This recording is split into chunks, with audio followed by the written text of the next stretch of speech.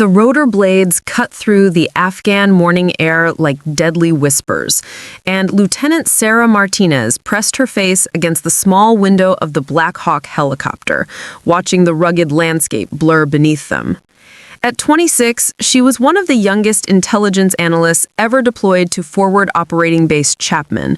But right now, she felt like nothing more than cargo being shuttled from one dangerous outpost to another.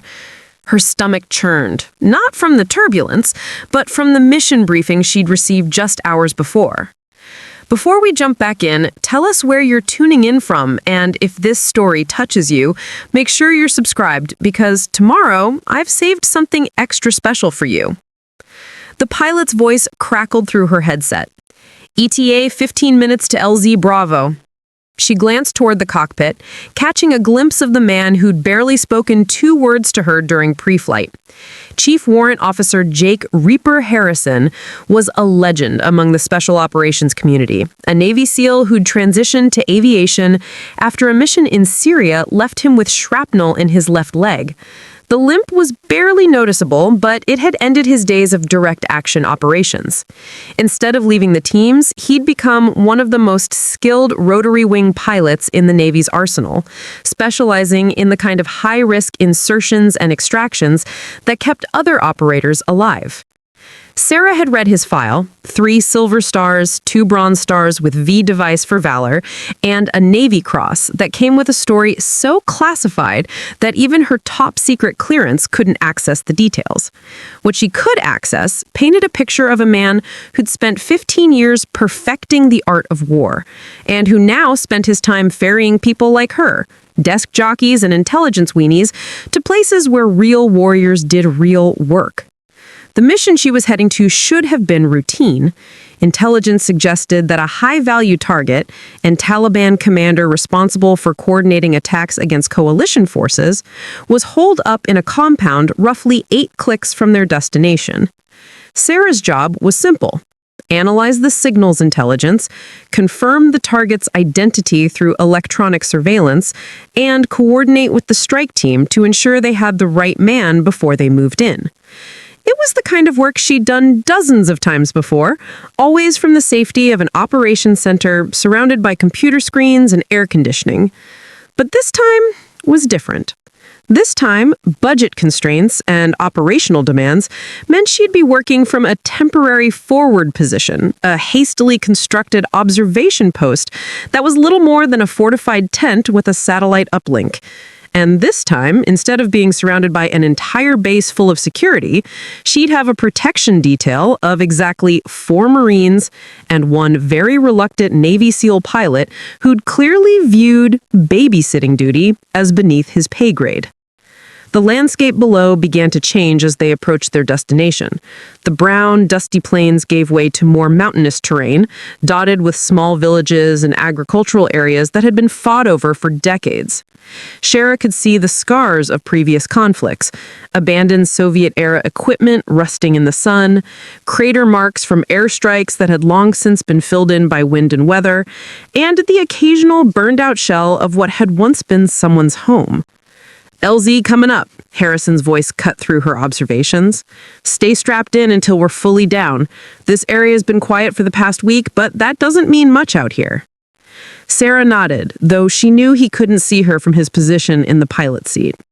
She checked her equipment one more time. Laptop secured, satellite communication gear properly mounted, and her personal weapon, an M4 carbine that she'd qualified with, but hoped she'd never have to use in anger.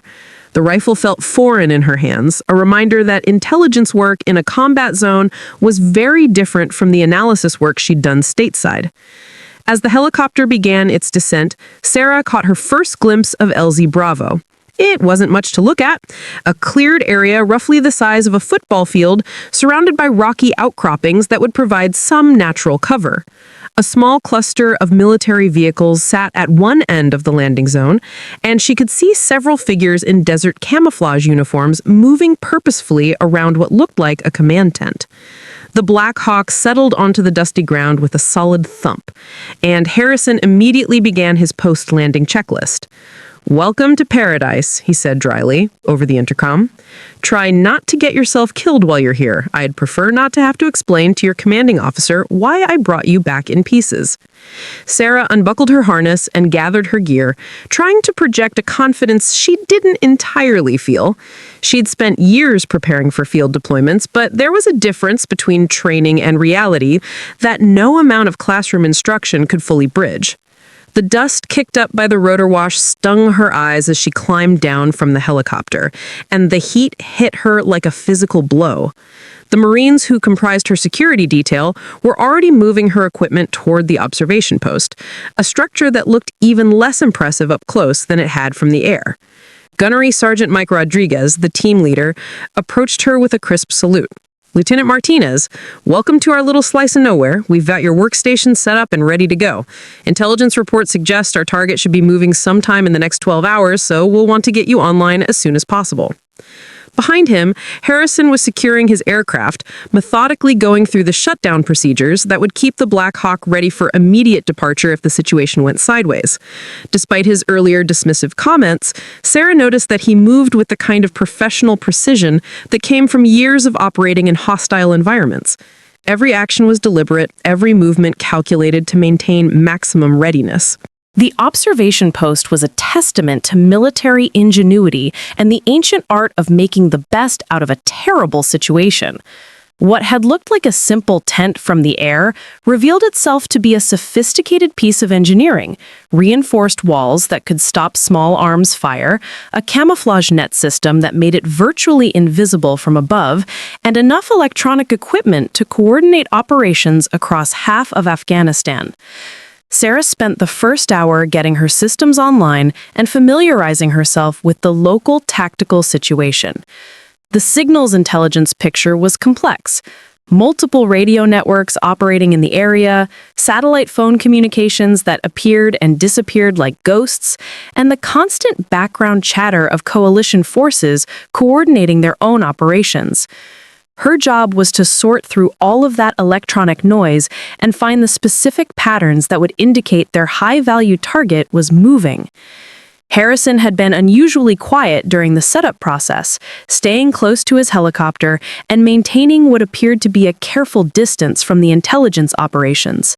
Sarah had worked with enough special operations personnel to recognize the type, professionals who did their jobs with surgical precision, but who had little patience for what they saw as the bureaucratic side of warfare. It was Gunnery Sergeant Rodriguez who filled her in on the pilot's background during a brief break in the setup process. "Chief Harrison's got more combat flying hours than just about anyone in the Navy," he explained, checking his weapon for the third time in as many minutes. "But he doesn't much like intelligence work. Says too many good operators have died because someone behind a desk got the analysis wrong." Sarah nodded, understanding the sentiment, even if she didn't entirely agree with it. She'd seen the consequences of bad intelligence: operations that went sideways, targets that turned out to be civilians, and missions that failed because the people planning them didn't understand the situation on the ground. But she'd also seen what happened when operations proceeded without proper intelligence support.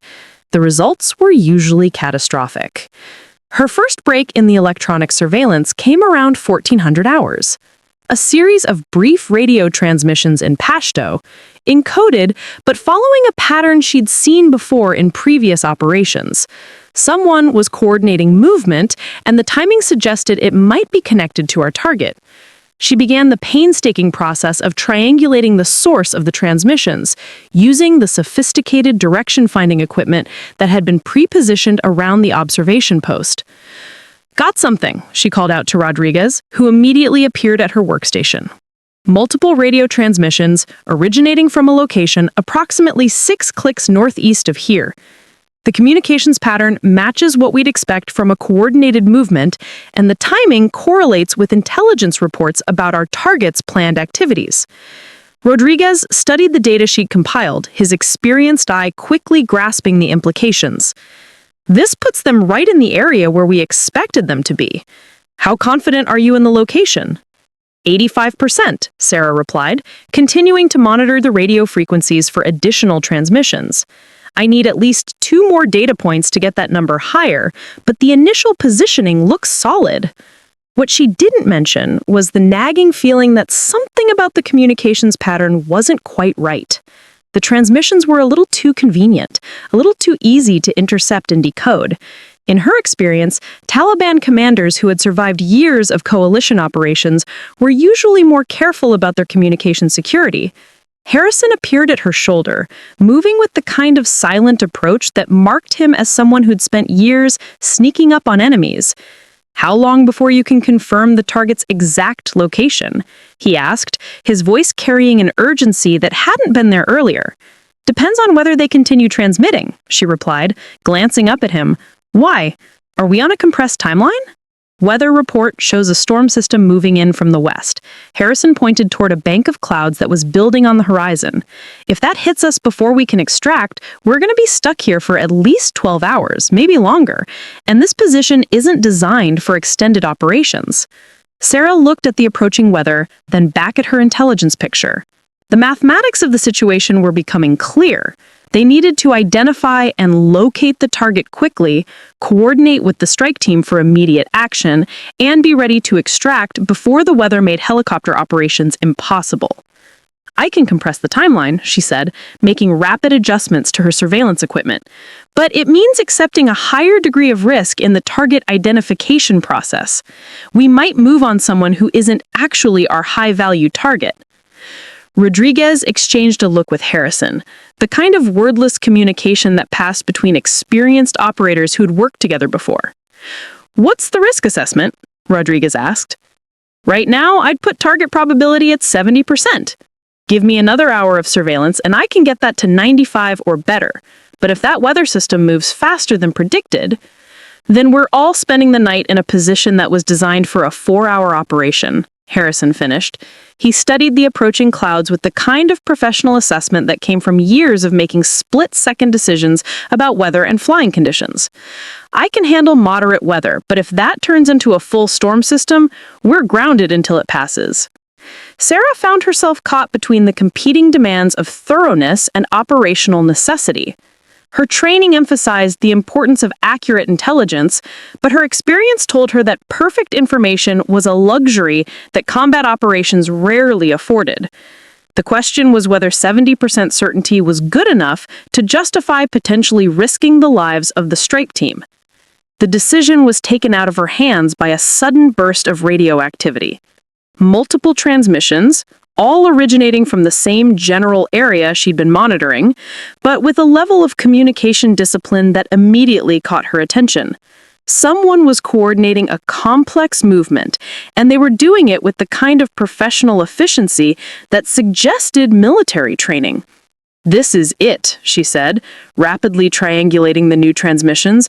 "Multiple sources, coordinated timing, and sophisticated communication procedures. This is definitely our target, and he's moving with a larger security detail that intelligence reports suggested." The next 30 minutes transformed the observation post from a quiet intelligence-gathering operation into a coordination center for what was rapidly becoming a complex military engagement. Sarah's initial target identification had triggered a series of events that were now unfolding with the kind of mechanical precision that marked professional military operations. The strike team, a 12-man unit of Army Special Forces operators who had been staged 8 kilometers to the south, was already moving toward the target location. Their estimated time of arrival was 45 minutes, which gave Sarah just enough time to refine her intelligence picture and provide them with the kind of detailed tactical information that could mean the difference between mission success and catastrophic failure. But the weather was not cooperating. The storm system that Harrison had spotted on the horizon was moving faster than the meteorological reports had predicted, and the wind was already beginning to pick up around the observation post. Sarah could see dust devils forming in the distance, a sure sign that conditions were deteriorating rapidly. "How much time do we have?" she asked Harrison, who was monitoring weather reports and aircraft advisories on his own communication equipment. Maybe an hour before conditions become marginal for helicopter operations, he replied, his voice carrying the kind of professional concern that came from years of making life or death decisions about aviation safety. After that, we're looking at a minimum 12-hour delay before I can safely extract this team. Sarah returned her attention to the intelligence picture, but what she saw there made her blood run cold.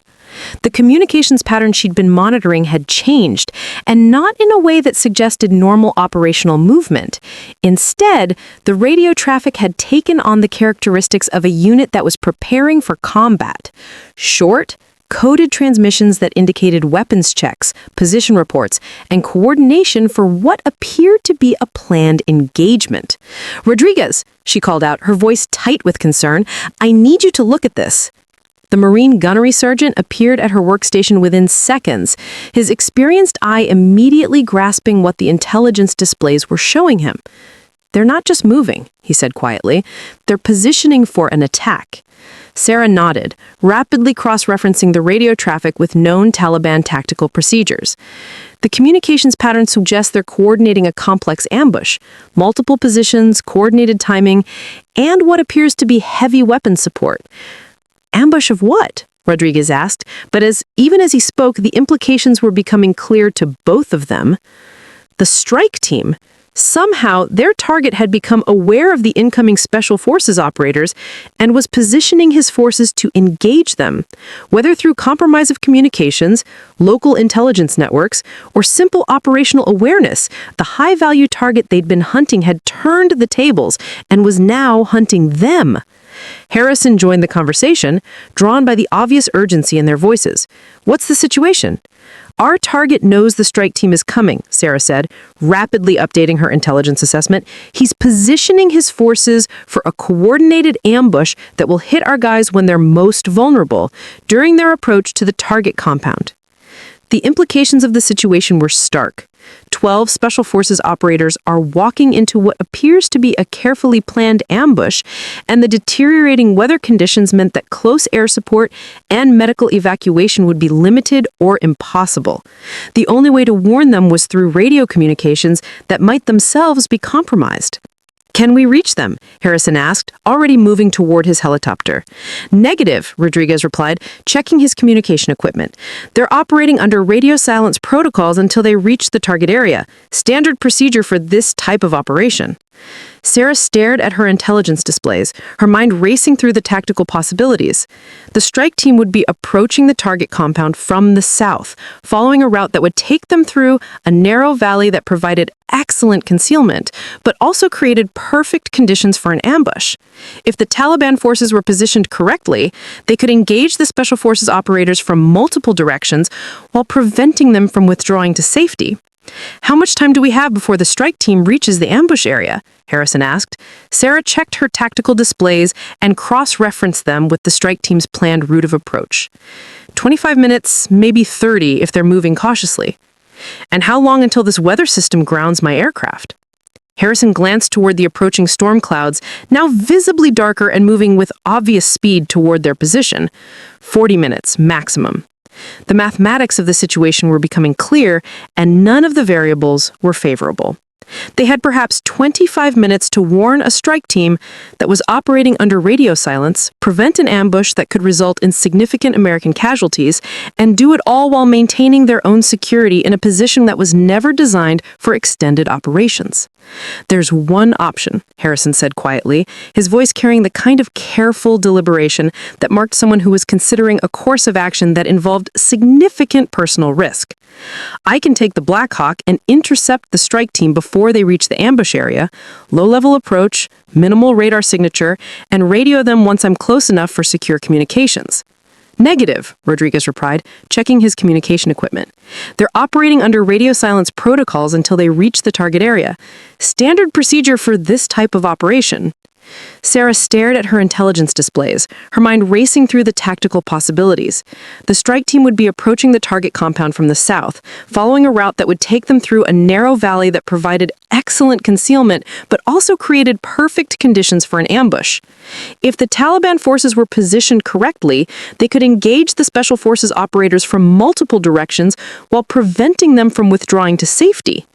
"How long until the strike team reaches the ambush area?" Harrison asked. Sarah checked her tactical displays and cross-referenced them with the strike team's planned route of approach. 25 minutes, maybe 30 if they're moving cautiously. "And how long until this weather system grounds my aircraft?" Harrison glanced toward the approaching storm clouds, now visibly darker and moving with obvious speed toward their position. 40 minutes, maximum. The mathematics of the situation were becoming clear, and none of the variables were favorable. They had perhaps 25 minutes to warn a strike team that was operating under radio silence, prevent an ambush that could result in significant American casualties, and do it all while maintaining their own security in a position that was never designed for extended operations.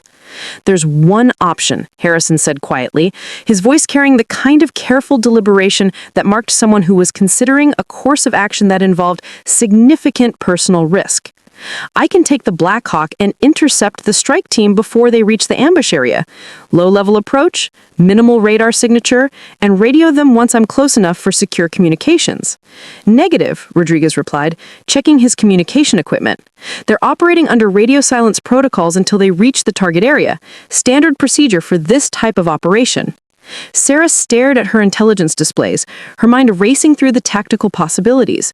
The strike team would be approaching the target compound from the south, following a route that would take them through a narrow valley that provided excellent concealment, but also created perfect conditions for an ambush.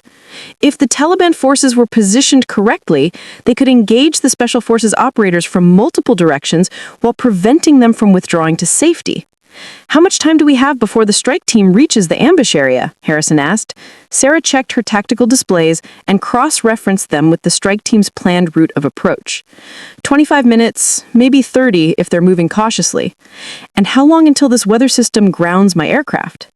Harrison glanced toward the approaching storm clouds, now visibly darker and moving with obvious speed toward their position. 40 minutes, maximum. The mathematics of the situation were becoming clear, and none of the variables were favorable. They had perhaps 25 minutes to warn a strike team that was operating under radio silence, prevent an ambush that could result in significant American casualties, and do it all while maintaining their own security in a position that was never designed for extended operations. "There's one option," Harrison said quietly, his voice carrying the kind of careful deliberation that marked someone who was considering a course of action that involved significant personal risk.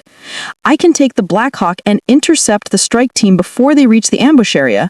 Low-level approach, minimal radar signature, and radio them once I'm close enough for secure communications." "Negative," Rodriguez replied, checking his communication equipment. "They're operating under radio silence protocols until they reach the target area. Standard procedure for this type of operation." Sarah stared at her intelligence displays, her mind racing through the tactical possibilities. The strike team would be approaching the target compound from the south, following a route that would take them through a narrow valley that provided excellent concealment, but also created perfect conditions for an ambush. If the Taliban forces were positioned correctly, they could engage the Special Forces operators from multiple directions while preventing them from withdrawing to safety.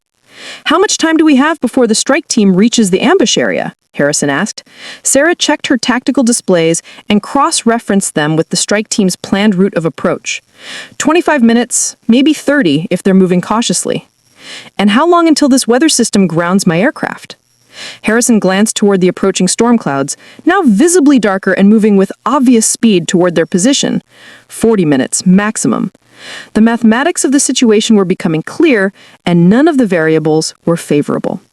They had perhaps 25 minutes to warn a strike team that was operating under radio silence, prevent an ambush that could result in significant American casualties, and do it all while maintaining their own security in a position that was never designed for extended operations.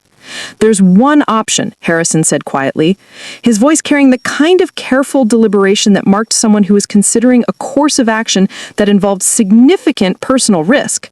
"I can take the Black Hawk and intercept the strike team before they reach the ambush area. Low-level approach, minimal radar signature, and radio them once I'm close enough for secure communications. Rodriguez shook his head immediately. Negative. That puts you directly in the path of whatever anti-aircraft systems they might have positioned. And if that weather system hits while you're airborne, then I deal with it, Harrison replied simply. But if we don't warn that strike team, they're going to walk into a killing zone that they might not walk out of. Sarah found herself studying both men, recognizing the kind of professional discussion that occurred when experienced military personnel were weighing operational risks against potential consequences. These were the moments that defined military service, situations where the safe choice might result in the deaths of other service members, and where the right choice might result in your own death. There's another option, she said quietly, an idea forming that she wasn't entirely sure she wanted to voice. Someone needs to stay here and continue monitoring the intelligence picture, provide real-time updates on enemy positions and movements. But someone else needs to get to that strike team and warn them about the ambush. Harrison looked at her with the kind of professional assessment that she'd seen before from special operations personnel. What are you suggesting? I'm suggesting that you take me with you, Sarah replied, her voice steadier than she felt.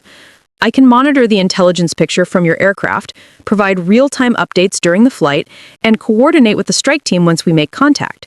Rodriguez and his Marines can hold this position and provide overwatch. The silence that followed her suggestion was broken only by the increasing wind outside the observation post. Both men were considering the tactical implications of what she'd proposed, weighing the potential benefits against the obvious risks. Lieutenant, Rodriguez said finally, with all due respect, you're not trained for this type of operation. Combat aviation in hostile territory is significantly different from intelligence work. Sarah nodded, understanding his concern, but also understanding the operational necessities of their situation.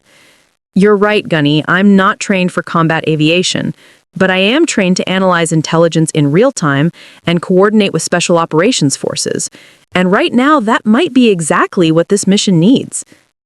Harrison was studying her with the kind of intense focus that she'd seen from other special operations personnel when they were assessing someone's capabilities under pressure. Have you ever been in a helicopter under combat conditions?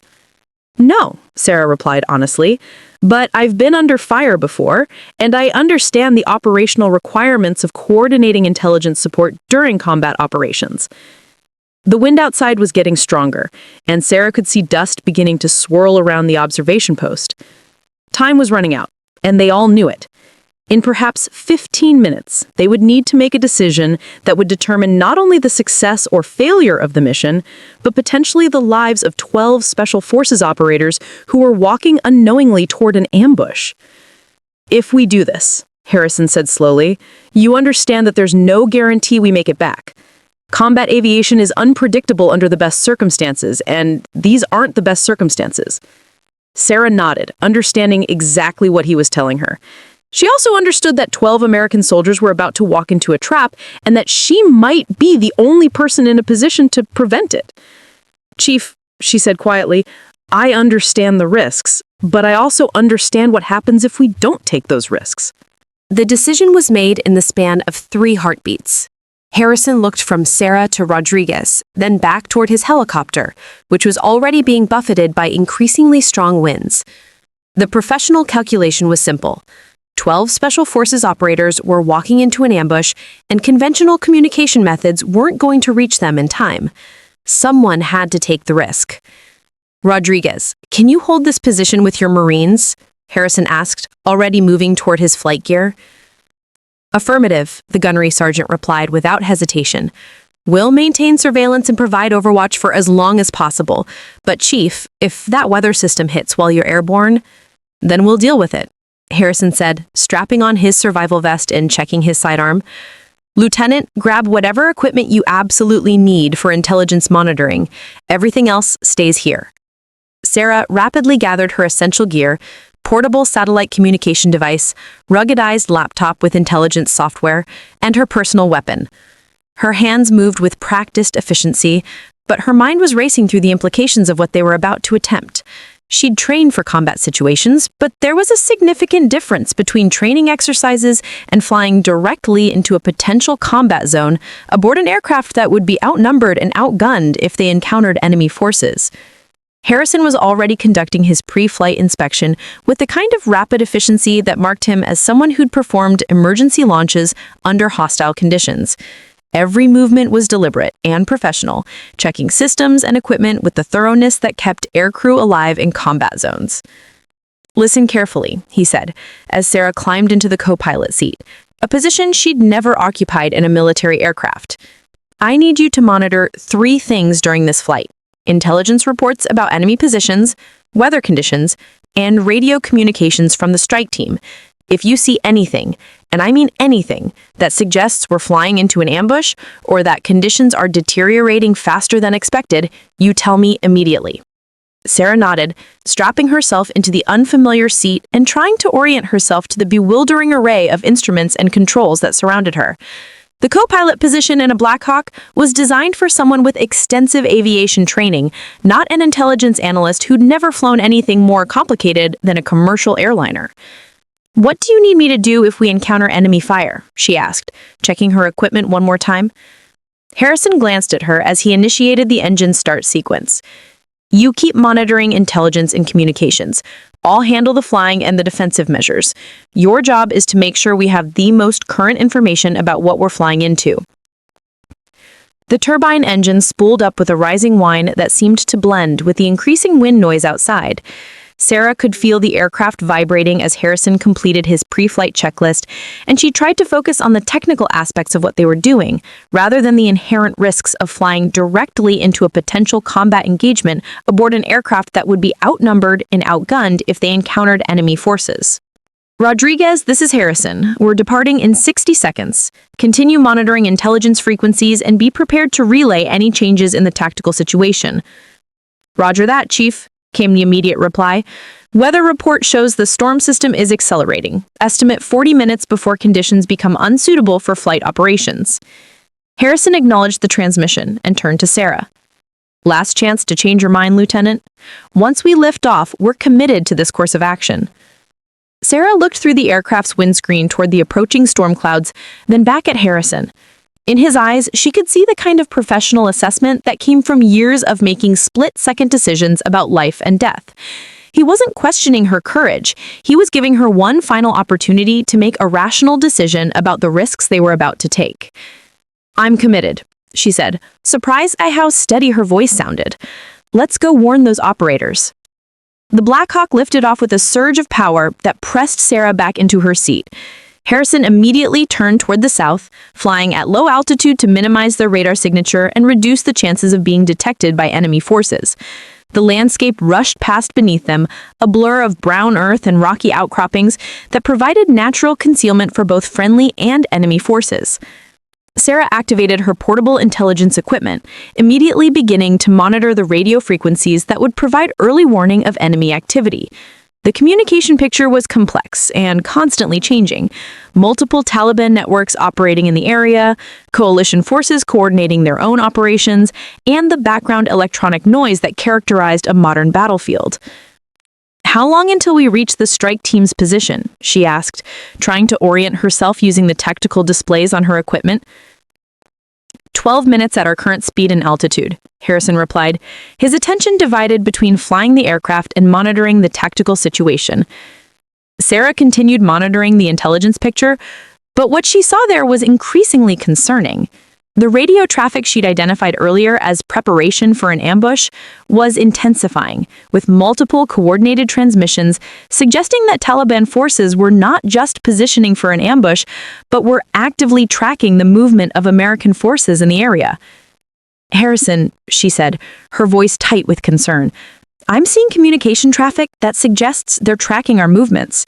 The radio chatter has shifted from ambush preparation to active surveillance and target tracking." Harrison's response was immediate and professional. "Can you determine whether they're tracking the strike team, us, or both?"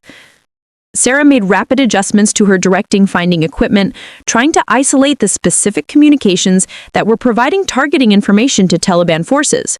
The electronic picture was complex, but patterns were beginning to emerge that made the tactical situation clear.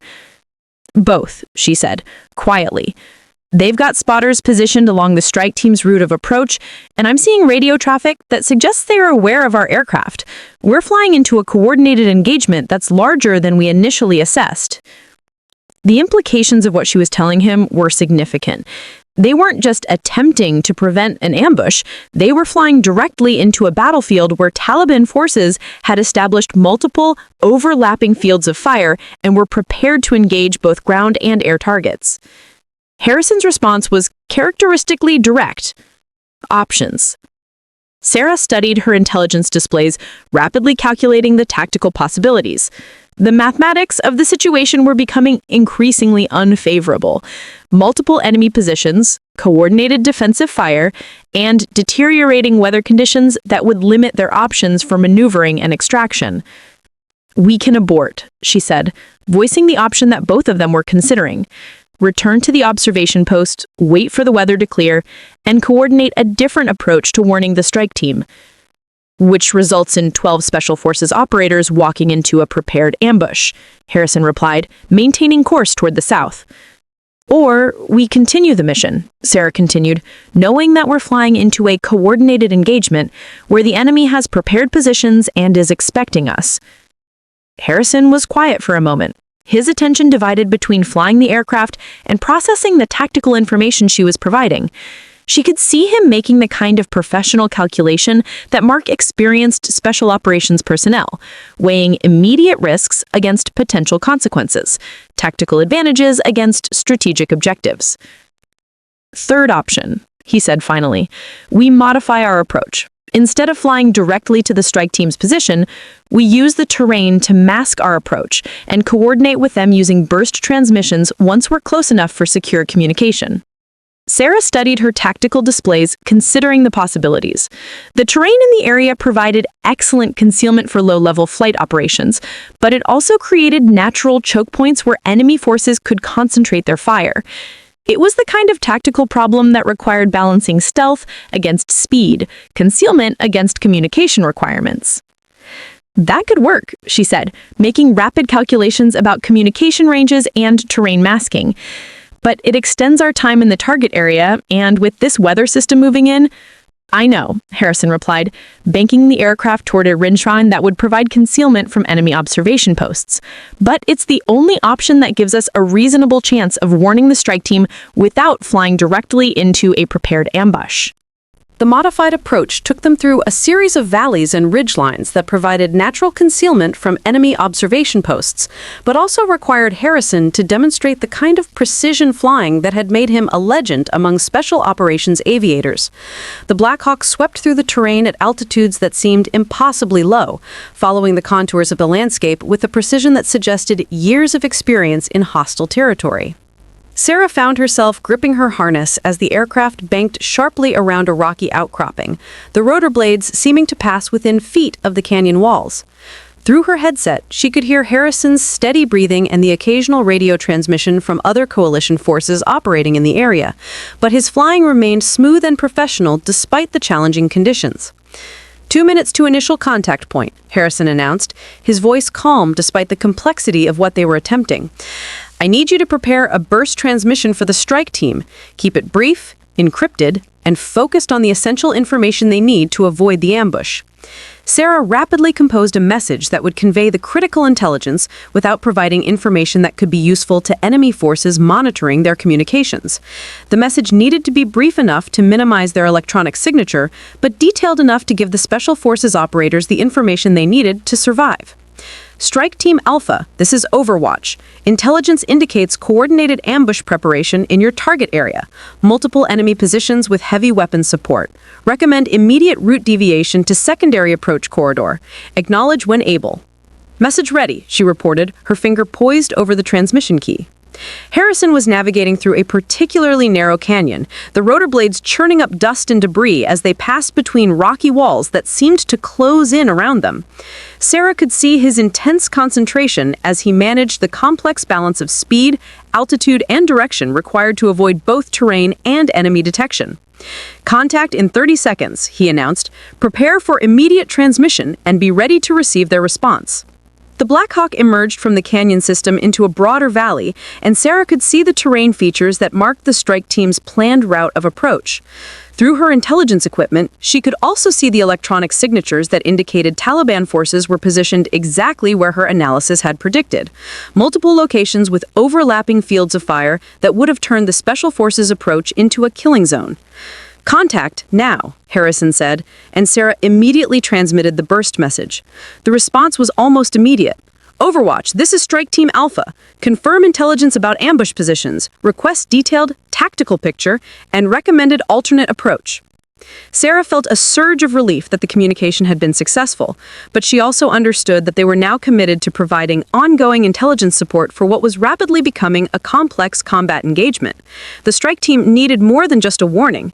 They needed real-time tactical information that would allow them to complete their mission while avoiding the prepared ambush. "Strike Team Alpha, be advised, multiple enemy positions located at grid references." Sarah transmitted the detailed locations she'd identified through signals intelligence, providing the Special Forces operators with the tactical information they needed to plan an alternate approach. Harrison was maintaining their position in a hover behind a ridgeline that provided concealment from enemy forces, but Sarah could see the strain on the aircraft systems as he fought increasing wind conditions. The storm system was moving faster than predicted, and the turbulence was making precision flying increasingly difficult. "Weather's deteriorating faster than expected," Harrison said over the intercom. "We need to complete this coordination and extract within the next 15 minutes, or we're going to be grounded until the storm passes."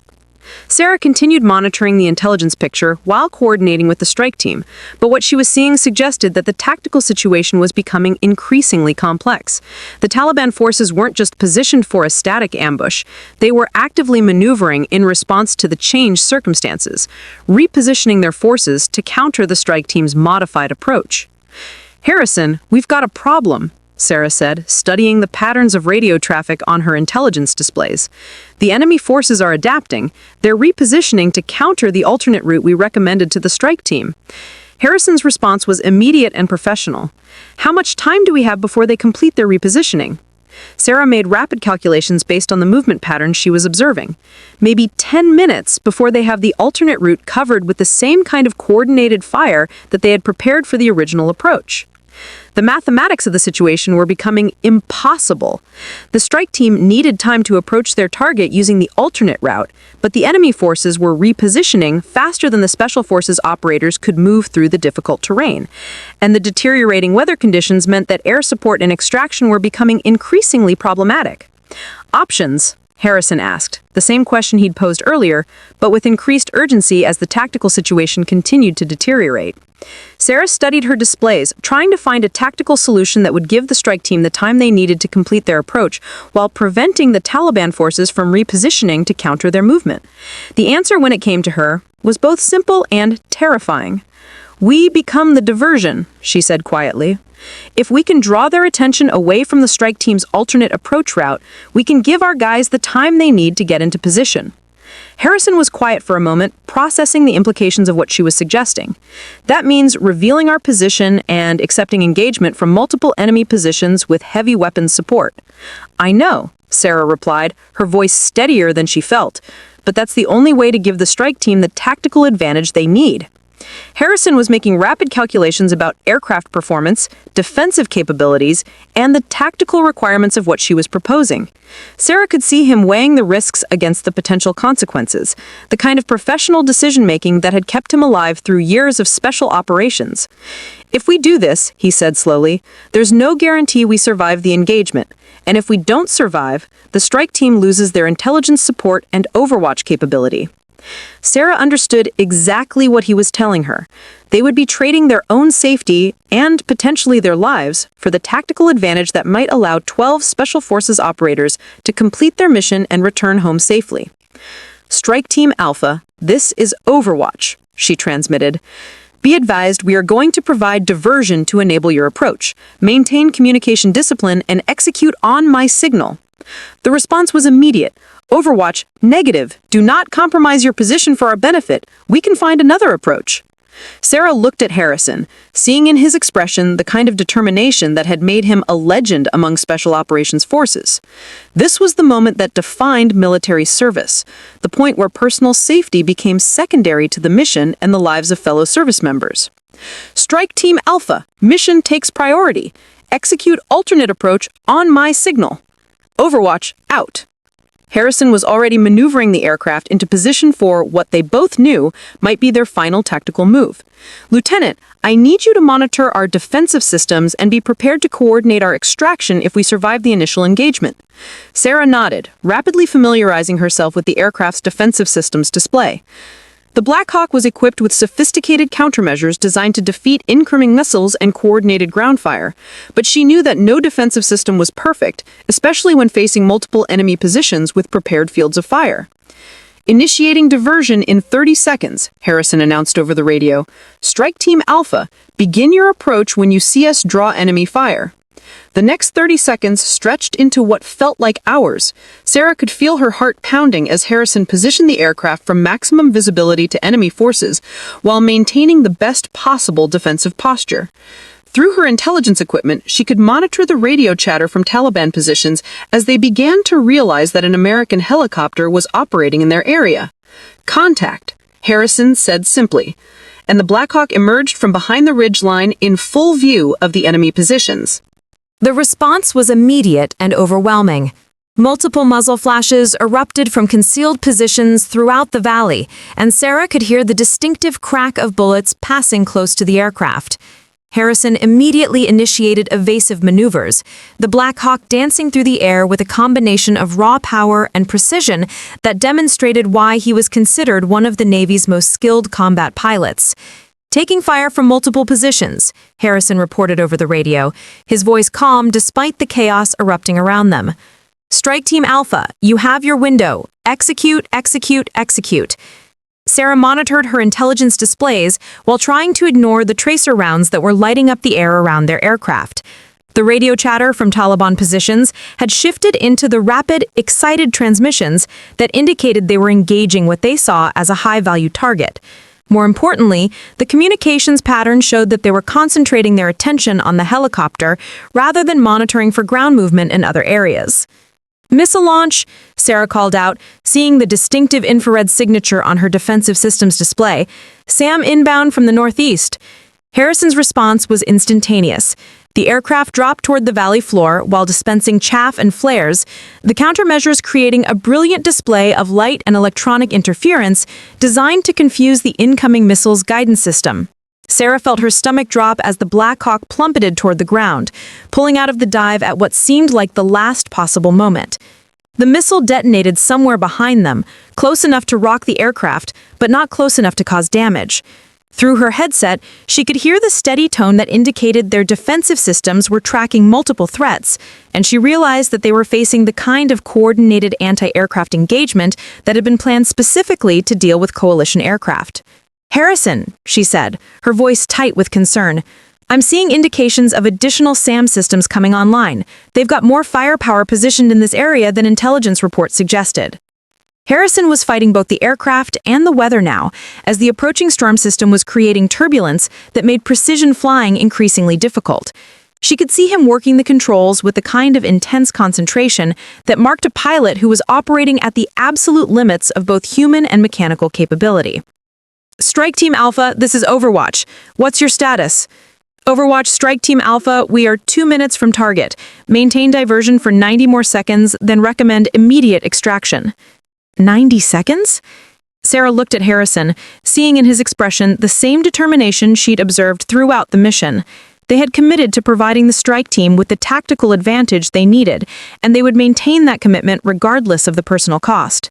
Another missile launch indication appeared on her displays, this one from a different direction, and suggesting that Taliban forces had positioned multiple air defense systems to create overlapping fields of fire. Harrison was already initiating defensive maneuvers, but Sarah could see that they were rapidly running out of options for evasion and concealment. SAM inbound from the southwest, she called out, watching the missile's flight path on her displays. Time to impact, 15 seconds. Harrison pulled the Black Hawk into a defensive spiral while dispensing every countermeasure the aircraft carried. Sarah found herself pressed against her harness as the aircraft pulled G-forces that seemed to test the limits of both human endurance and mechanical design. Through the chaos, she could hear the steady rhythm of Harrison's breathing and the professional calm in his voice as he coordinated their defensive actions. The missile detonated close enough to shower the aircraft with debris, and Sarah could hear metal fragments striking the fuselage. Warning lights appeared on the instrument panel indicating damage to non-critical systems, but the aircraft continued to respond to Harrison's input controls. Strike Team Alpha, target secured. Came the transmission they'd been waiting for. Initiating extraction. Overwatch recommend immediate departure from target area. Sarah felt a surge of relief that the mission had been successful, but she also understood that their own situation remained extremely dangerous. They had drawn the attention of every Taliban fighter in the area, and extracting from the engagement was going to be at least as difficult as maintaining the diversion had been. Roger, Strike Team Alpha, Harrison transmitted, beginning extraction. Good hunting. He immediately turned the aircraft toward the north, heading for the relative safety of coalition-controlled territory. But the Taliban forces weren't finished with them.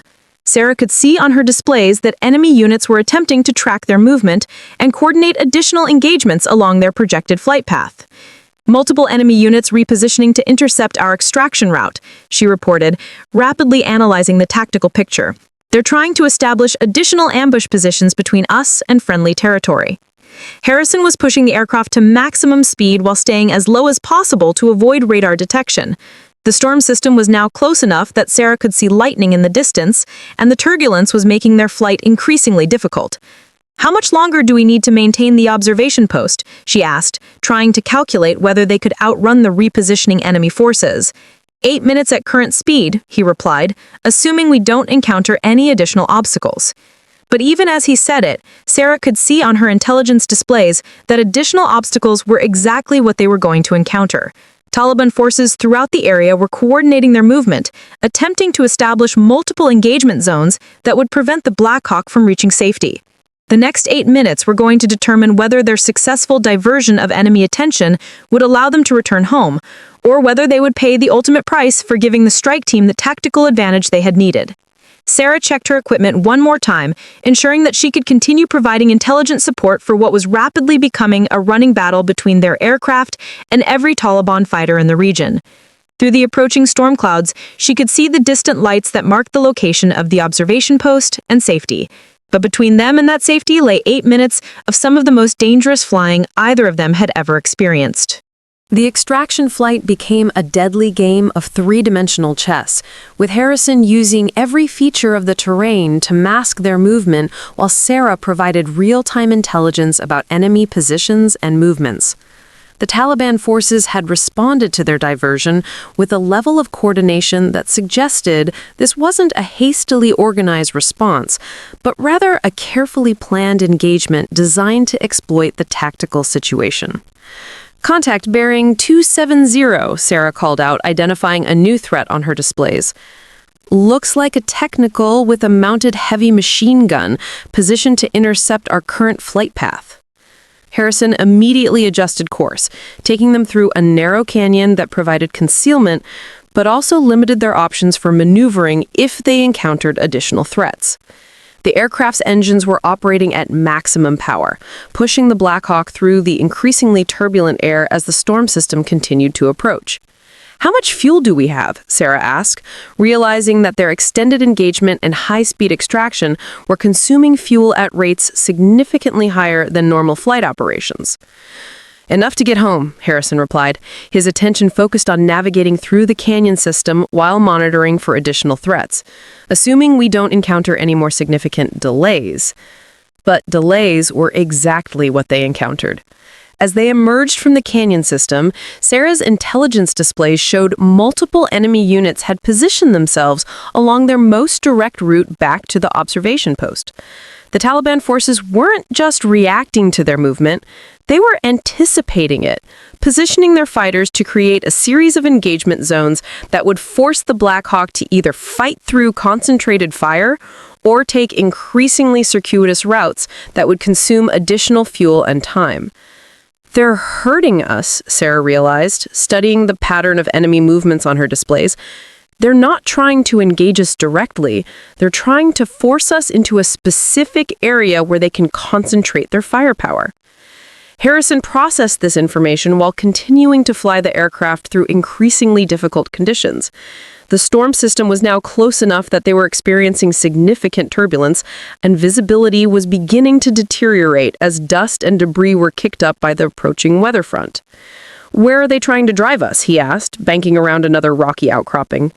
Sarah analyzed the enemy movement patterns, cross-referencing them with the terrain features and known Taliban tactical procedures. The answer, when it became clear, was both obvious and terrifying. "There's a valley about 3 kilometers ahead of us, narrow entrance and exit with high ground on both sides. Perfect place for a coordinated ambush. They're trying to force us into that valley where they can engage us from multiple prepared positions." Harrison studied the terrain ahead through the aircraft's windscreen, seeing the geographical features that would make the valley a perfect killing zone for any aircraft forced to fly through it. The tactical situation was becoming increasingly constrained. They couldn't fly directly through the ambush area, but their alternate routes were being systematically blocked by enemy forces positioning themselves along every possible escape route. "Options?" he asked, the question becoming a refrain that marked the increasingly desperate nature of their tactical situation. Sarah studied her displays, trying to find a solution that would get them past the coordinated enemy positions without flying directly into the prepared ambush. The mathematics of the situation were becoming impossible. Every alternative route was either blocked by enemy forces or would require flying through weather conditions that were rapidly becoming unsuitable for helicopter operations. "We could wait," she said, voicing an option that neither of them wanted to consider. "Find a defensible position, go to ground, and wait for the weather to clear enough for backup to reach us." Harrison shook his head immediately. "That assumes we can find a position that's defensible against the kind of coordinated ground attack they're obviously preparing, and it assumes the weather clears before they can bring up additional heavy weapons."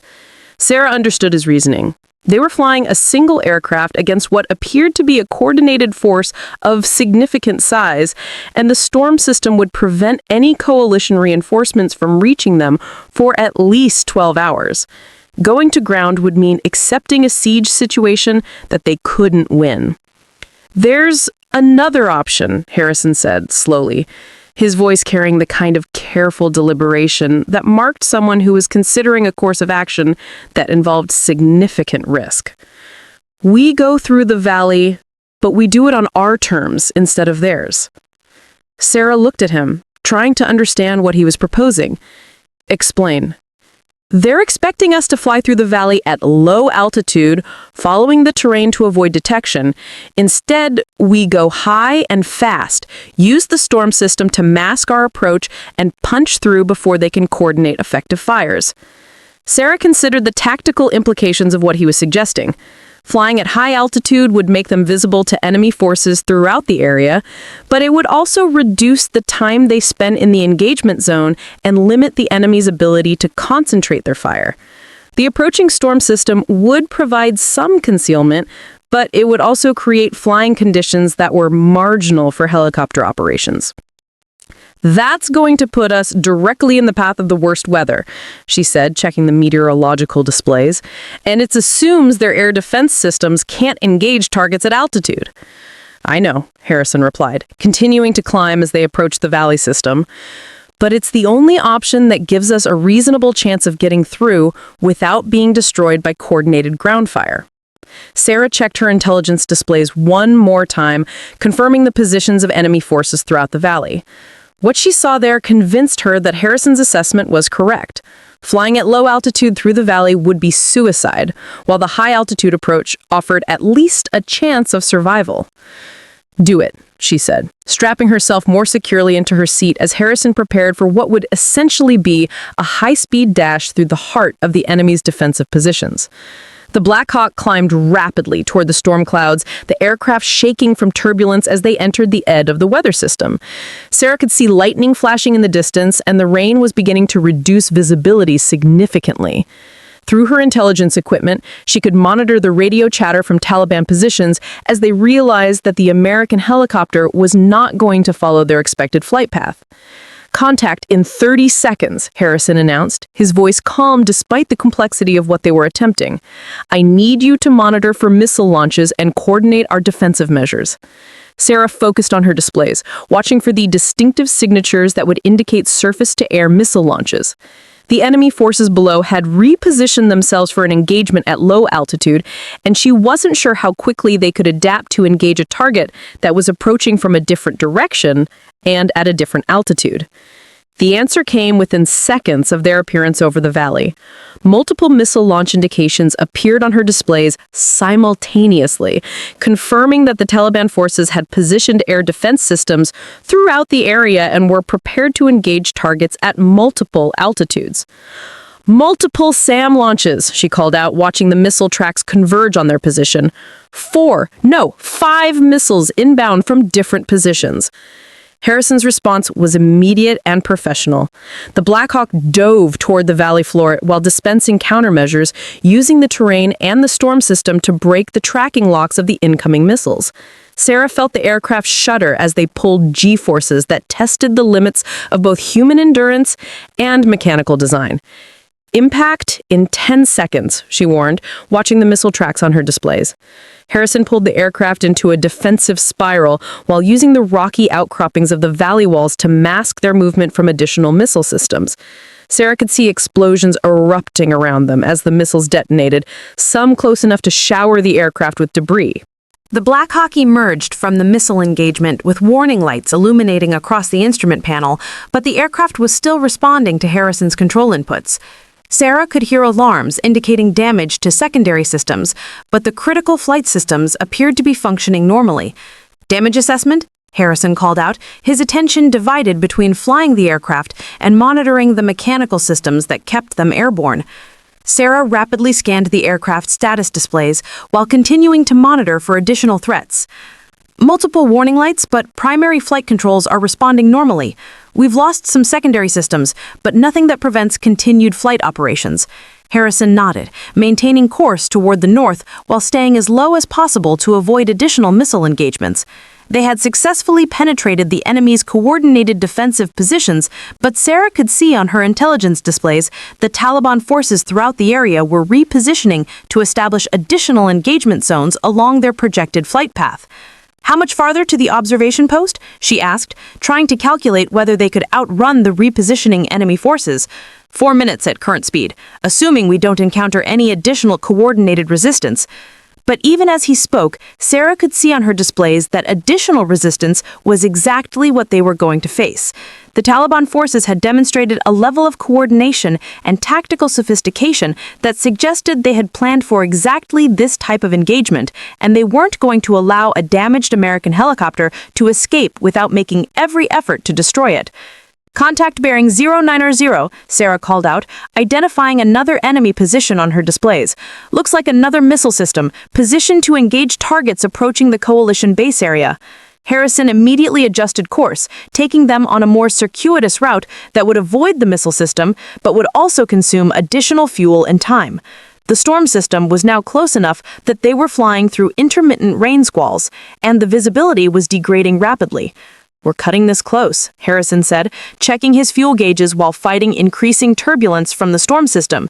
"If we encounter any more significant delays, we're going to have to consider alternative landing sites." Sarah understood the implications of what he was telling her. If they couldn't reach the observation post before the storm system made flying impossible, they would be forced to attempt an emergency landing in hostile territory with a damaged aircraft and limited defensive capabilities. "Rodriguez, this is Overwatch," she transmitted on the emergency frequency. "Request immediate weather update and status of landing zone."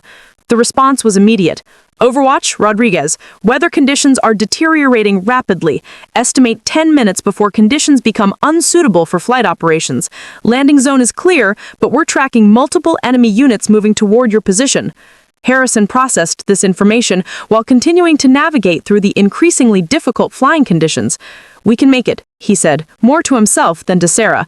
"We can make it if we don't encounter any more significant obstacles." But obstacles were exactly what they encountered. As they approached the final ridgeline that separated them from the observation post, Sarah's intelligence displays showed multiple enemy units converging on their position. The Taliban forces had apparently decided to make one final coordinated effort to destroy the American helicopter before it could reach safety. "Multiple contacts converging on our position," Sarah reported, watching the enemy movement patterns on her displays. "It looks like they're positioning for a final engagement before we reach the coalition base." Harrison studied the terrain ahead, seeing the geographical features that would provide the enemy forces with excellent positions for engaging their aircraft during the final approach to the observation post. The tactical situation was becoming a race between their damaged helicopter and multiple enemy units that were positioning themselves for what appeared to be a carefully coordinated final ambush. "Can we reach the base before they get into position?" Sarah asked, trying to calculate the timing based on the movement patterns she was observing. Harrison made rapid calculations about aircraft performance, wind conditions, and the time required for the enemy forces to reach their engagement positions. "It's going to be close," he said, pushing the aircraft to maximum speed despite the mechanical damage they had sustained. The next few minutes became a deadly race against time. Harrison flew the Black Hawk through increasingly difficult weather conditions, while Sarah monitored the converging enemy forces and coordinated with Rodriguez's Marines at the observation post. The storm system was now close enough that lightning was flashing around them, and the turbulence was making precision flying extremely difficult. "Base in sight," Harrison announced, and Sarah could see the lights of the observation post through the rain and blowing dust. But she could also see muzzle flashes erupting from multiple positions around the base perimeter as Taliban forces that had managed to get into position opened fire on their aircraft. Rodriguez's Marines were returning fire, creating a complex engagement where coalition and enemy forces were fighting for control of the landing zone while the Black Hawk attempted to land in the middle of an active firefight. "Taking fire from multiple positions," Harrison reported, beginning his approach to the landing zone while maneuvering to avoid the worst concentrations of enemy fire. "This is going to be a combat landing." Sarah strapped herself more securely into her seat, understanding that combat landings were among the most dangerous operations in military aviation. Harrison would have to bring the aircraft down while under fire, coordinate with the Marines providing defensive fire, and ensure that they didn't inadvertently fly into the path of friendly forces engaging the enemy. The Black Hawk descended toward the landing zone through a storm of tracer fire and explosions. Sarah could hear bullets striking the fuselage and see the muzzle flashes from Rodriguez's Marines as they engaged Taliban forces that had managed to infiltrate close to the observation post. The entire area had become a battlefield, with their helicopter landing in the middle of an active firefight. 30 seconds to touchdown, Harrison announced, his voice calm despite the chaos erupting around them. Sarah could see Rodriguez's Marines maneuvering to provide additional defensive fire while maintaining security around the landing zone. The coordination between air and ground forces was seamless, the kind of professional integration that marked units that had trained together and understood each other's capabilities and limitations. The Black Hawk touched down hard, the impact jarring but within acceptable parameters for a combat landing. Harrison immediately started shutdown procedures while Rodriguez's Marines established a defensive perimeter around the aircraft. "Welcome back," Rodriguez said over the radio. His voice carried both relief and professional satisfaction. "Now let's get you two inside before this storm." The transition from the chaos of combat flying to the relative safety of the observation post was jarring in its suddenness. One moment, Sarah was monitoring missile tracking systems and coordinating defensive measures while under fire. The next, she was running through driving rain toward a fortified position while Marines provided covering fire against Taliban forces that were still attempting to engage the landing zone. Inside the observation post, the atmosphere was electric with the kind of professional energy that marked successful combat operations. Rodriguez's Marines had successfully defended the position against multiple coordinated attacks, and the intelligence equipment that Sarah had left behind was still functioning, providing real-time updates on enemy movements throughout the area. "Situation report," Harrison said as soon as they were inside, water dripping from his flight suit as he checked on the status of his aircraft and the defensive situation. "We've been in contact with enemy forces for the past 30 minutes, Rodriguez reported, pointing to tactical displays that showed enemy positions around the observation post. "Multiple probing attacks, but nothing that seriously threatened the position. Your diversion worked. Most of their forces were focused on trying to engage your aircraft rather than mounting a coordinated assault on this position." Sarah immediately moved to her intelligence workstation, checking on the status of the surveillance equipment and the overall tactical picture. What she saw there confirmed that their mission had been successful beyond their original objectives. Not only had they prevented the ambush of the Special Forces strike team, but their diversion had also disrupted Taliban operations throughout the entire area. Strike Team Alpha completed their mission successfully, she reported, monitoring the communications traffic that indicated the Special Forces operators were now safely extracted and en route to their base. High-value target captured, no coalition casualties, and significant intelligence materials recovered from the target compound. Harrison nodded, understanding that their actions had contributed to a mission success that would have implications far beyond the immediate tactical situation. The intelligence materials recovered by the strike team would provide information about Taliban operations throughout the region, potentially preventing future attacks against coalition forces. But their immediate situation remained precarious. The storm system had arrived with full force, bringing winds that made helicopter operations impossible and visibility that was measured in meters rather than kilometers. They were effectively trapped in the observation post until the weather cleared, surrounded by Taliban forces that were still attempting to engage their position. "How long until we can extract?" Harrison asked, checking weather reports on the communication equipment. "Minimum 12 hours, Rodriguez replied, studying meteorological data that showed the storm system was larger and more intense than initially predicted. Maybe longer if this develops into the kind of multi-day weather pattern that we sometimes see in this region." Sarah understood the implications of their situation. The observation post was designed for short-term operations with a small team, not for extended defensive operations against a significant enemy force. If the Taliban forces decided to mount a serious assault on their position, they would be facing a siege situation with limited resources and no possibility of reinforcement until the weather cleared. "How is our defensive posture?" Harrison asked, already moving to check on weapon systems and defensive preparations. Rodriguez led them through the observation post, pointing out the defensive improvements his Marines had made during the hours while Sarah and Harrison had been conducting their diversion mission.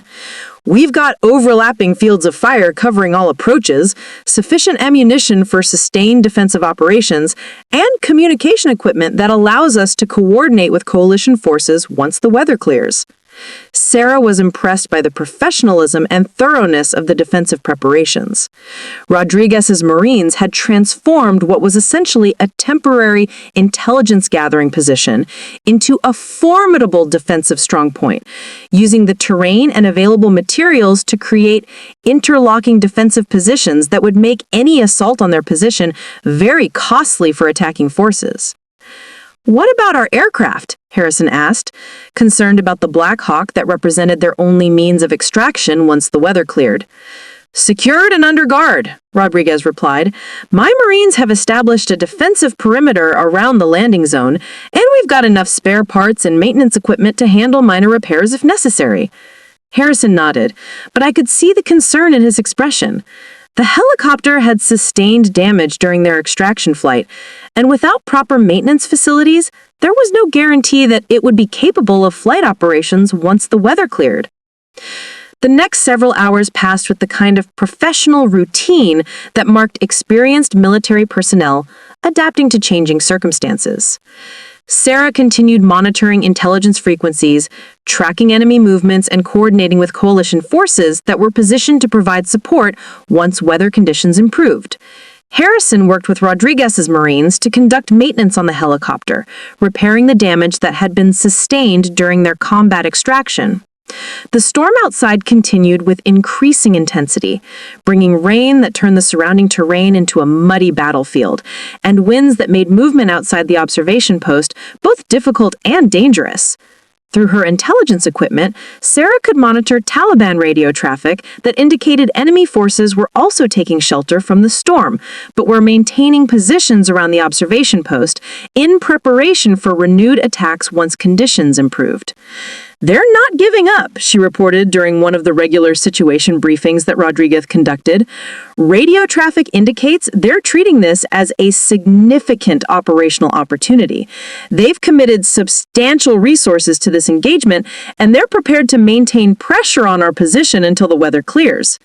Harrison was studying tactical maps that showed the terrain around their position, analyzing the approaches that enemy forces might use for coordinated assaults.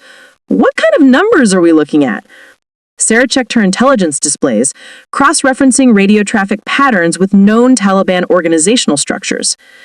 "Based on the communications traffic, I estimate between 40 and 60 fighters positioned around our perimeter. Multiple weapon systems, including heavy machine guns, and what appears to be at least one mortar system." The numbers were sobering. Rodriguez's Marine detachment consisted of 4 men, plus Harrison and herself. They were facing odds of approximately 10-1 in a position that was surrounded and with no possibility of reinforcement until the weather cleared.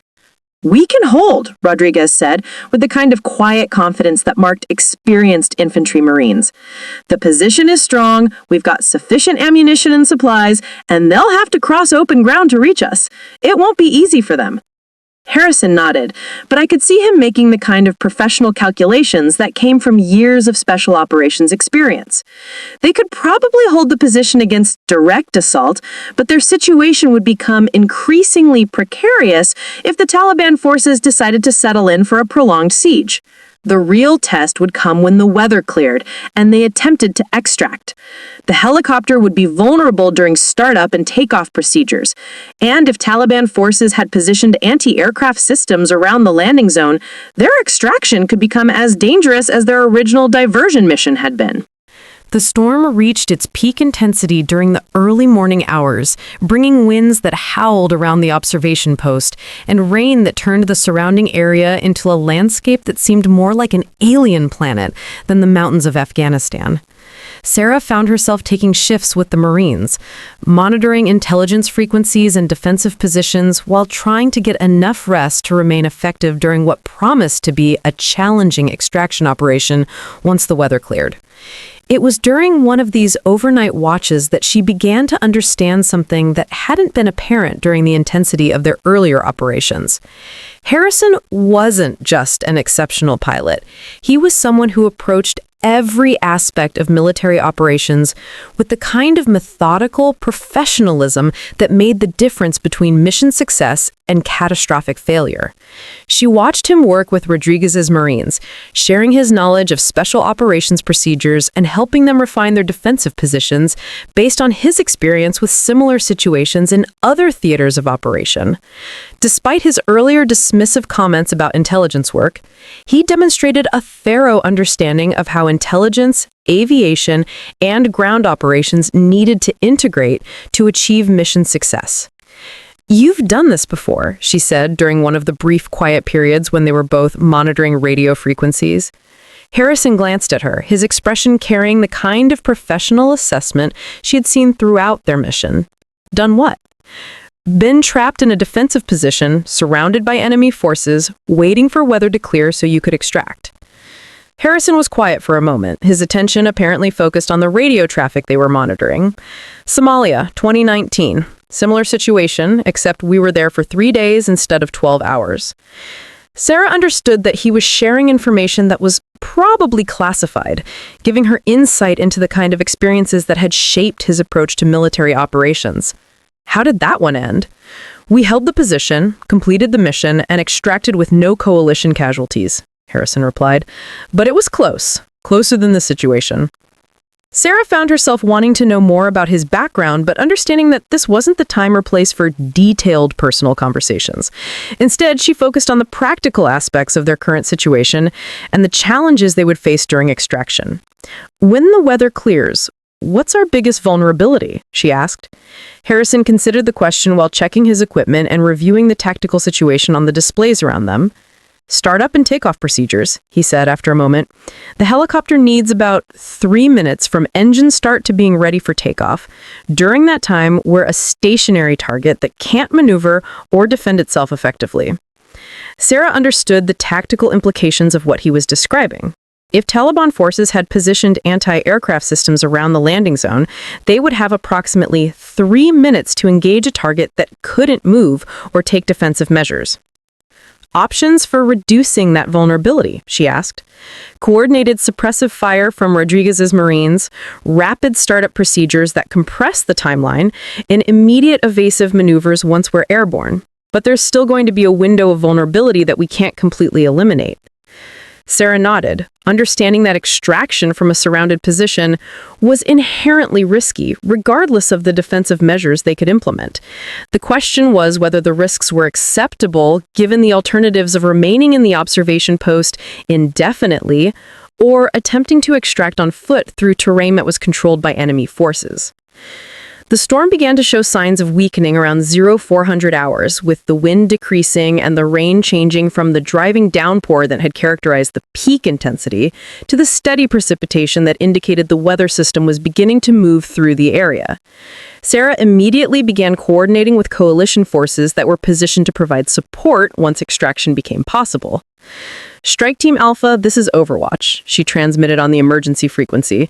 Request immediate weather update and status of extraction support. The response was immediate. Overwatch, Strike Team Alpha. Weather system is moving east. Conditions should be suitable for flight operations within 2 hours. Close air support is standing by to provide extraction support once you're airborne. Harrison was already beginning his pre-flight preparations, checking systems and coordinating with Rodriguez's Marines for the defensive measures that would be required during startup and takeoff procedures. The coordination between air and ground forces was seamless, the kind of professional integration that came from years of training and experience in similar situations. "What do you need from me during extraction?" Sarah asked, understanding that her role as an intelligence analyst would be different during the extraction phase than it had been during their earlier diversion mission. "Monitor for missile launches and coordinate our defensive measures," Harrison replied, the same instructions he'd given her before their earlier engagement. "But also be prepared to take over communication responsibilities if something happens to me during takeoff." Sarah understood the implications of what he was telling her. If Harrison was incapacitated during the extraction, she would need to coordinate with coalition forces for emergency support while potentially taking control of communication systems she'd never operated before. "How much flying experience do you have?" Harrison asked, beginning to conduct his pre-flight inspection despite the continuing rain. "None. I've never flown anything more complicated than a commercial airliner as a passenger." Harrison nodded, apparently considering the implications of her complete lack of aviation experience. "If something happens to me during extraction, your job is to get on the radio immediately and coordinate with coalition forces for emergency support. Don't try to fly the aircraft, just focus on communicating our position and situation." The next hour passed with increasing tension as weather conditions continued to improve and the time for extraction approached. Sarah could monitor Taliban radio traffic that indicated enemy forces were also preparing for the extraction attempt, positioning weapon systems and coordinating fires to engage the helicopter during its most vulnerable moments. "They know we're leaving," she reported, monitoring the increasingly active radio traffic from positions around the observation post. "They're coordinating a concentrated engagement for when we attempt takeoff." Harrison was completing his pre-flight checklist, methodically checking every system that would be required for successful extraction. "How many positions are we looking at?" Sarah analyzed the radio traffic patterns, trying to determine the size and composition of the forces that were preparing to engage them. At least 6 different positions with direct fire weapons and what appears to be 2 missile systems positioned to engage us during takeoff. The tactical situation was becoming a race against time and firepower. They needed to extract before Taliban forces could complete their preparations, but they also needed to ensure that weather conditions were suitable for safe flight operations. Rodriguez approached them as Harrison completed his final equipment checks. "Marines are ready to provide suppressive fire during startup and takeoff procedures," he reported. "We've identified the most likely enemy positions and we're prepared to engage them as soon as you begin engine start procedures." Harrison nodded, understanding that the next few minutes would determine whether their successful diversion mission ended with successful extraction or with their destruction during the most vulnerable phase of flight operations. The mathematics of the situation were stark. They had one opportunity to get the timing right, and failure would likely result in the destruction of their aircraft and the deaths of everyone aboard. "Ready?" Harrison asked, looking at Sarah with the kind of professional assessment she'd seen throughout their mission. Sarah checked her equipment one final time, ensuring that she could monitor for missile launches and coordinate defensive measures during what promised to be the most dangerous few minutes of her military career. "Ready," she replied, surprised by how steady her voice sounded despite the circumstances. Harrison initiated the engine start sequence, and the turbine engines began their characteristic whine as they spooled up to operational speed. Immediately, Sarah could hear the crack of rifle fire as Rodriguez's Marines began engaging Taliban positions around the perimeter, providing the suppressive fire that would hopefully prevent coordinated fires against their aircraft during the vulnerable startup phase. "Engine start complete," Harrison announced over the radio, beginning takeoff procedures. The Black Hawk lifted off from the landing zone with a surge of power that pressed Sarah back into her seat. Harrison immediately initiated evasive maneuvers using the terrain features around the observation post to mask their movement from enemy weapon systems while climbing towards an altitude that would provide them with additional maneuvering options. "Missile launch," Sarah called out when she saw the distinctive signature on her defensive systems display. "SAM inbound from the northeast." Harrison's response was immediate, dropping the aircraft toward the valley floor while dispensing countermeasures. The missile detonated close enough to rock the aircraft, but the combination of terrain masking and electronic countermeasures had prevented a direct hit. "Rodriguez, we're clear of the immediate area," Harrison transmitted as they climbed towards the safety of coalition-controlled airspace. "Good hunting, Overwatch," came the immediate reply. "See you back at base." The flight back to their main operating base was conducted in relative quiet, with Sarah monitoring intelligence frequencies while Harrison concentrated on flying the damaged aircraft through improving weather conditions. The storm system was moving east, leaving behind clear skies and the kind of visibility that made Afghanistan's landscape appear both beautiful and deadly. "Mission accomplished," Harrison said as their base came into view, the words carrying a weight of professional satisfaction that marked the successful completion of a complex and dangerous operation. Sarah nodded, understanding that they had not only completed their original intelligence mission, but had also prevented what could have been a catastrophic ambush of American forces. The strike team had successfully captured their high-value target, significant intelligence materials had been recovered, and Taliban operations throughout the region had been disrupted by their diversion mission. But more than that, she had gained an understanding of what it meant to operate at the highest levels of military professionalism, where split-second decisions could determine the difference between mission success and catastrophic failure. Harrison had demonstrated the kind of expertise that came from years of special operations experience, but he had also shown her that intelligence work and aviation operations were not separate disciplines, but integrated aspects of modern military operations. As the Black Hawk settled onto the landing pad at their base, Sarah realized that she would never again be content with intelligence work that was conducted from the safety of an operations center. She had experienced what it meant to provide intelligence support during actual combat operations, and she understood that this was where she could make the greatest contribution to military operations and the safety of American service members. 6 months later, Sarah found herself back in Afghanistan, but this time her circumstances were dramatically different. Instead of being a passenger in someone else's aircraft, she was sitting in the pilot seat of a Black Hawk helicopter, her hands steady on the controls as she practiced the complex maneuvers that Harrison had made look effortless during their mission together. The path that had brought her to this moment had been both grueling and transformative. After their successful extraction from the observation post, Sarah had submitted a formal request to cross-train into aviation operations, specifically requesting assignment to the kind of special operations aviation units that supported intelligence and direct action missions in hostile territory. The request had been unusual enough to attract attention at the highest levels of the Navy's personnel system. Intelligence analysts didn't typically transition into combat aviation roles, and the training pipeline for special operations pilots was both extremely selective and incredibly demanding.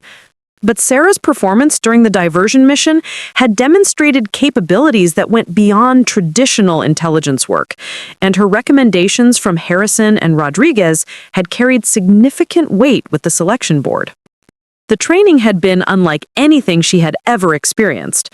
Months of intensive instruction in everything from basic aviation principles to advanced combat maneuvering, emergency procedures that covered every conceivable mechanical failure, and weapon systems training that prepared her to operate in the kind of hostile environments where special operations forces conducted their missions. But the most challenging aspect of the training had been learning to think like a pilot rather than an intelligence analyst. Instead of processing information and providing recommendations to others, she was learning to make split-second decisions about aircraft operation and tactical maneuvering while under the stress of simulated combat conditions. Harrison had been her primary instructor throughout the advanced phases of training, sharing the expertise he had developed through years of special operations aviation. He had been demanding in the way that only the most experienced instructors could be, pushing her through training scenarios that tested not just her technical skills, but her ability to maintain professional performance under the kind of extreme stress that characterized actual combat operations.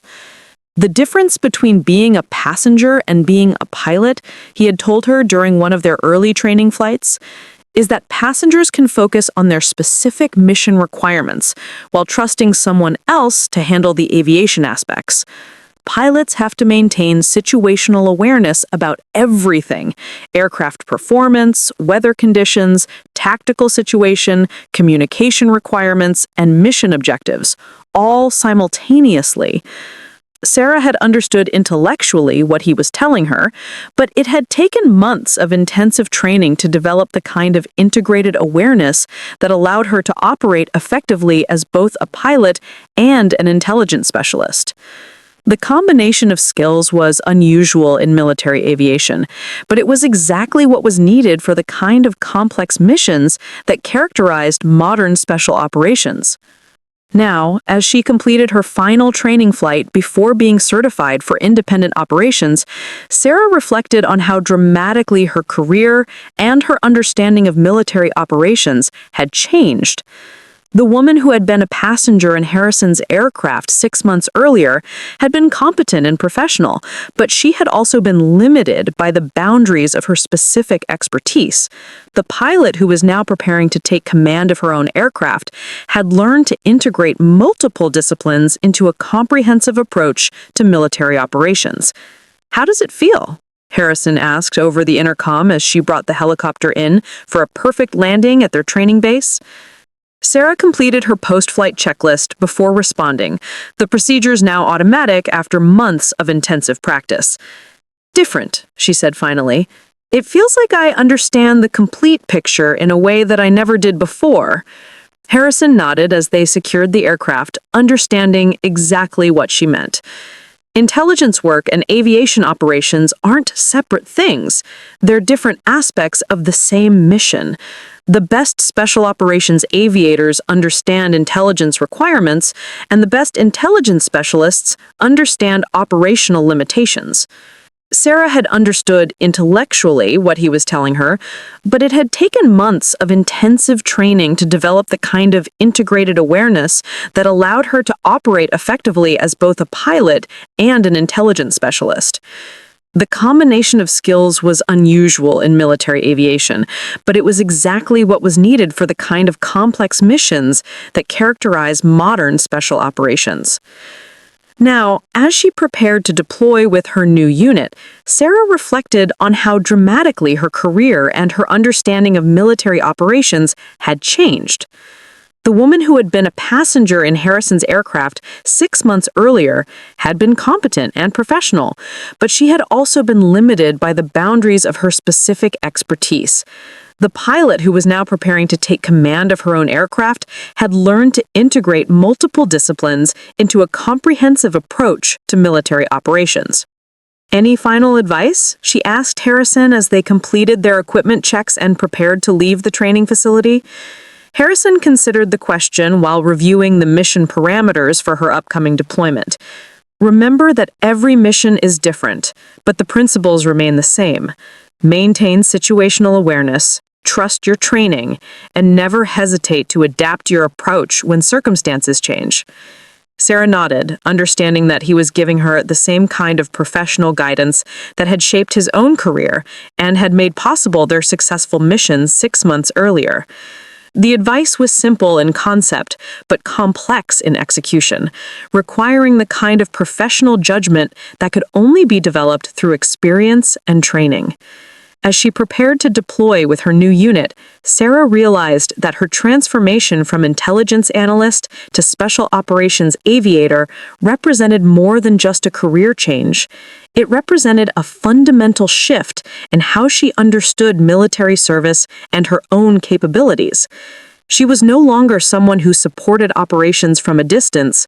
She was someone who could lead operations that required the integration of multiple disciplines and the willingness to accept personal risk for mission success. The mission that had begun with her sitting in the passenger seat of Harrison's helicopter had evolved into something neither of them had anticipated.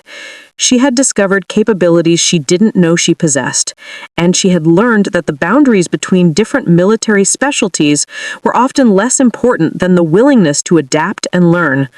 6 months later, she was ready to take command of her own aircraft and lead the kind of missions that once seemed beyond her reach.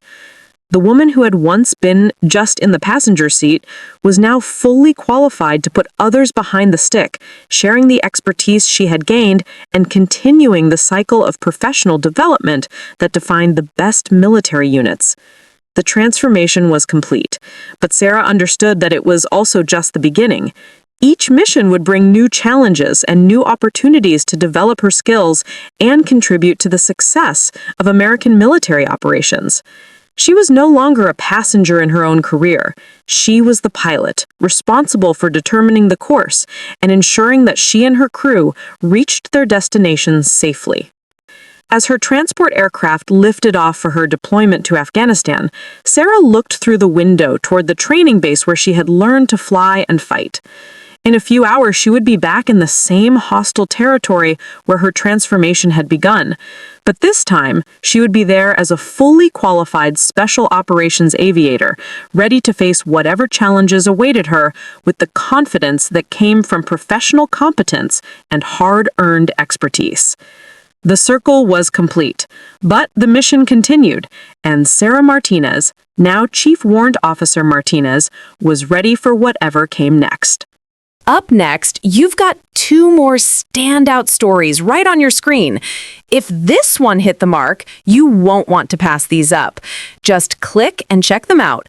And don't forget to subscribe and turn on the notification bell so you don't miss any upload from us.